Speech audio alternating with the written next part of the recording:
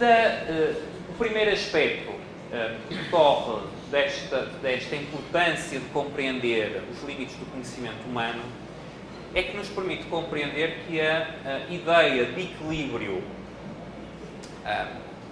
da teoria neoclássica é uma ideia que é contraproducente. É uma ideia que não ajuda. Porquê é que é uma ideia que não ajuda? Porque, tendo em conta tudo o que vimos até agora sobre conhecimento e conhecimento científico, e em particular os modelos das ciências sociais, já dá para ver que o mais relevante não é a descrição de estados ou condições de equilíbrio. O mais relevante é o processo de articulação, ou os processos de articulação de conhecimento em sociedade. Portanto, o mais relevante não é o eu considerar para estes dados qual vai ser o equilíbrio. O mais relevante é eu perceber que esses dados nunca são dados. Esses dados não são coisas que eu tenha, são coisas que o próprio processo de mercado produz e articula. Certo? Portanto, esta questão tem a ver também com a própria concepção que temos do qual é o principal problema que a ciência económica tem para resolver. Qual é a principal questão que se coloca em termos do problema económico? É que mais importante do que a organização de recursos ou a divisão do trabalho é a divisão do conhecimento. Ou melhor, é o facto de o conhecimento estar disperso, descentralizado, ser em larga medida tácito, etc. Okay? Portanto, o problema económico não é um problema de nós decidirmos a alocação, decidirmos que meios vamos distribuir para tentar atingir fins determinados. O fundamental do problema económico tem a ver com descobrir os próprios meios e, por vezes, os próprios fins. Ou seja, os meios em economia e os fins em economia não são dados na forma que pressupõem os modelos em termos de equilíbrio neoclássico. São elementos que são descobertos por via do próprio processo, do próprio processo de mercado. Ora, porquê é que a ideia de equilíbrio neoclássico acaba então por ser contraproducente neste respeito?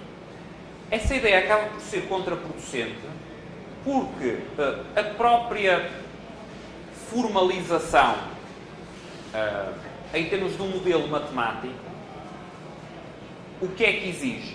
Exige que eu tome determinados aspectos como dados.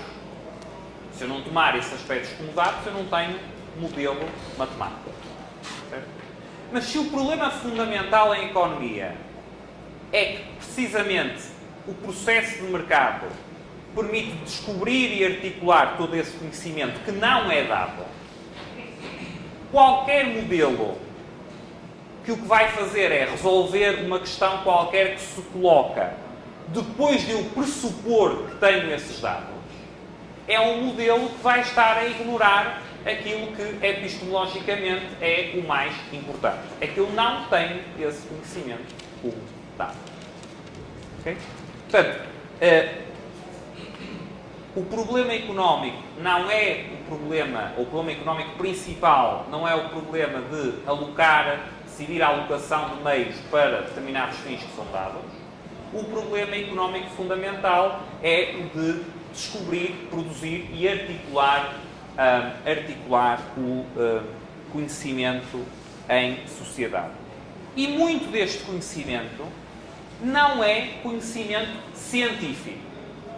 Portanto, muito do conhecimento que é fundamental para a organização social é conhecimento que é, como vimos também na primeira sessão sobre a epistemologia, é conhecimento que é muitas vezes tácito e é conhecimento que é frequentemente conhecimento de circunstâncias particulares, circunstâncias específicas, de tempo e de lugar.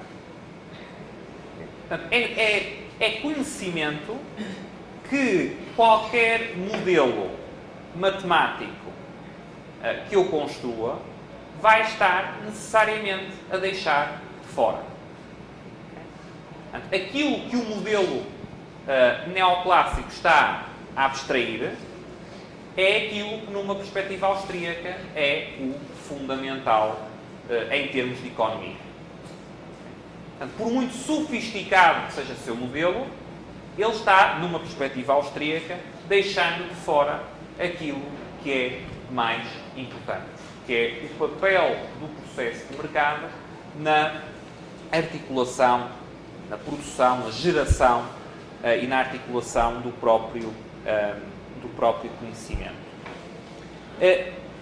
E então, o essencial em termos da utilização do conhecimento em sociedade é perceber de que forma os processos de interação voluntária,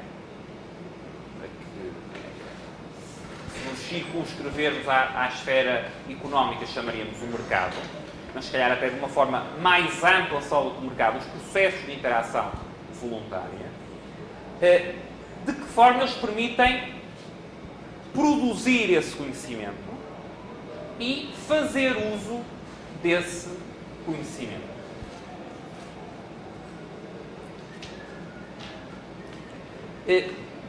Mas não só isso. Em termos de utilização do conhecimento na sociedade, é fundamental perceber também que é por via do processo de interações voluntárias, se quisermos, por via do processo de mercado, que se torna possível adaptar as ações às mudanças de circunstâncias que se estão constantemente a produzir. Ou seja, a realidade está constantemente se alterando, o conhecimento está constantemente se alterando, e como esse conhecimento, como vimos atrás, por várias razões, não é passível de entrar num esquema em termos de racionalismo construtivista, de entrar num plano, a única forma que eu tenho de, do ponto de vista social, coordenar as ações, permitir que as ações dos indivíduos se ajustem a esta mudança constante, a única forma disso ser possível é por via do processo de interações voluntárias ou por via do processo de mercado. Okay? A este respeito, o exemplo que tanto Hayek como Mises mais salientam é da função dos preços. Numa perspectiva austríaca, os preços têm funções que são importantes, acima de tudo, precisamente pelo conhecimento que incorporam e pelo conhecimento que permitem gerar. Posto isto de outra forma, eu quando tenho uma subida de um preço, eu tenho aqui duas funções. Uma primeira função que eu poderia chamar uma função sinalizadora, ou seja, a subida do preço transmite conhecimento. Transmite conhecimento de que o recurso, em termos sociais, se tornou, naquelas circunstâncias específicas de tempo e lugar, relativamente mais escasso. Uma primeira função sinalizadora. Transmite o conhecimento de que, naquelas circunstâncias específicas naquelas circunstâncias particulares de tempo e lugar, o recurso se tornou relativamente mais escasso. Mas tem uma segunda função. Essa segunda função é de, também por via do conhecimento que é transmitido, coordenar a ação dos indivíduos. Certo? O preço, um determinado movimento no preço, no caso a subida do preço, ao mesmo tempo que transmite essa informação sobre o grau relativo de escassez do bem cujo preço subiu face a outros bens, transmite também os incentivos para que os indivíduos ajustem o seu comportamento. Agora reparem, em termos de conhecimento, o facto mais importante, do ponto de vista epistemológico, nesta função coordenadora dos preços, é que a coordenação é exercida sem que os indivíduos que ajustam suas ações tenham que estar conscientes da razão pela qual, ou das razões pelas quais o bem está mais escasso e pela qual ele deve ser economizado. Ou seja, por via do processo de mercado, neste caso por via das funções coordenadoras da ação dos preços, o que eu consigo é ter ajustamentos, milhões e milhões de ajustamentos descentralizados dos indivíduos, em que os indivíduos ajustam a sua ação sem que nenhum deles e nem um planejador central esteja sequer consciente das razões ou tenha articulado o conhecimento das razões pelas quais esse ajustamento é feito. Portanto, por outras palavras,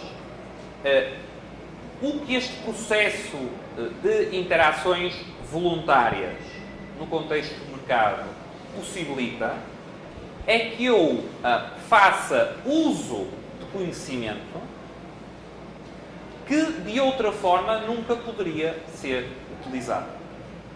Portanto, não só produz esse conhecimento, isso é uma primeira parte, produz o conhecimento, por exemplo, no exemplo que eu dei, produz os preços, mas não produz só os preços.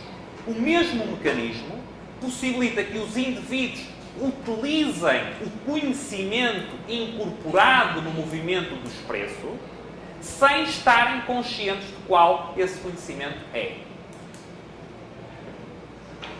Portanto, não só produz, não só transmite, como possibilita que esse conhecimento seja utilizado pelos indivíduos, leva a que esse conhecimento seja utilizado pelos indivíduos, sem que os indivíduos sequer estejam conscientes do conhecimento que está incorporado.